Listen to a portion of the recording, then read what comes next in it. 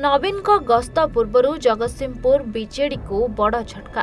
बारंबार बीजेडी को अणदेखा परे बीजेडी प्राथमिक पदरू इस्तीफा देले जगतसिंहपुर जिलार 3 वरिष्ठ कर्मी। सूचना मुताबिक जगतसिंहपुर जिलार बिजु जनता दलर उपसभापति 2004 मसीह बालिकुदा एरसमा निर्वाचन मंडल विधायक प्रार्थी तथा वर्तमान जिला परिषद सभ्यांक स्वामी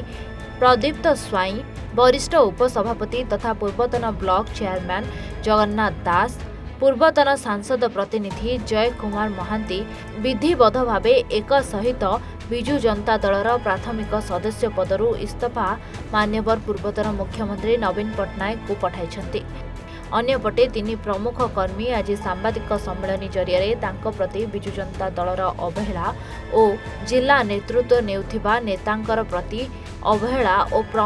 और मुख्यतः दल रे विभिन्न कार्यक्रम और निकटरे बिजु जनता दलर प्रतिष्ठा दिवस रे मध्य तांको खोजा नजिबा तांको गभीर आघात दैछि बोली से प्रकाश करी आज दलर प्राथमिक सदस्य पदरू इस्तीफा नैछन्ति। तेबे तांको इस्तीफा को नहीं आज निर्वाचन मंडल में बड़ प्रभाव पड़िबो बोली साधारण रे चर्चा जोर धरिछि। परवर्ती अवस्था 2004 रे मु बालिकुदा निर्वाचन मंडल बिजु जनता दल विधायक भाव लड़िया टिकेट पाई एवं परवर्ती अवस्था मु जिलार उपसभापति वर्तमान मु जिलार उपसभापति थी। स्थानीय नेतृत्व जी जगतसिंहपुर निर्वाचन मंडल नेतृत्व नौकर हामबड़ा नीति मेरी राय शासन आउ किछि ठिकादार आउ ये को नहीं कि सी जो शासन चलती आम मान को अणदेखा करा दिहरे इवन भी वर्तमान गोटे ये डिसेम्बर 26 दलर प्रतिष्ठा दिवस है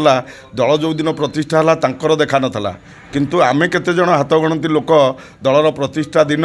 जाइलु एवं से सामिल होइतलु किंतु सी आज आम दलर प्रतिष्ठा दिवस जिलार उपसभापति आम थिलु किंतु आमको मध्य सेठी खोजा गला नहीं। परवर्ती अवस्था मेम्बरशिप ड्राइव होची आमे बही पाइबा तो दूर कथा आमको साधारण मेम्बरटाई मध्य करई दिया जाउनी। एभली परिस्थिति रे सम्मानर हानि होबारु आमे बाध्य होइकरी बिजु दुखर सहित बिजु जनता दलर प्राथमिक सदस्य पदरू इस्तीफा देलु।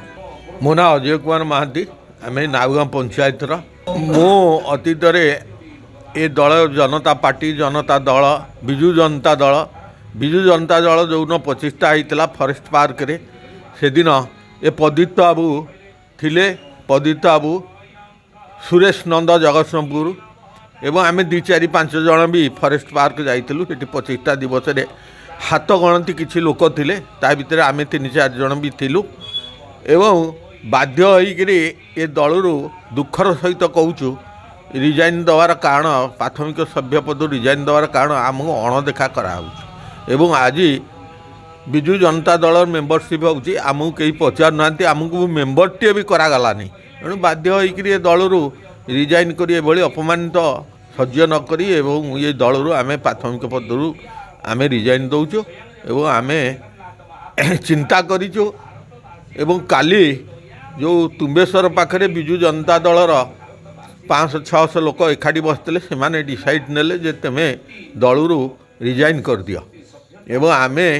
तांकर निर्देश कर्मे एवं समस्त कर्मी बिजु जनता दल कर्मी जो 500-600 थिले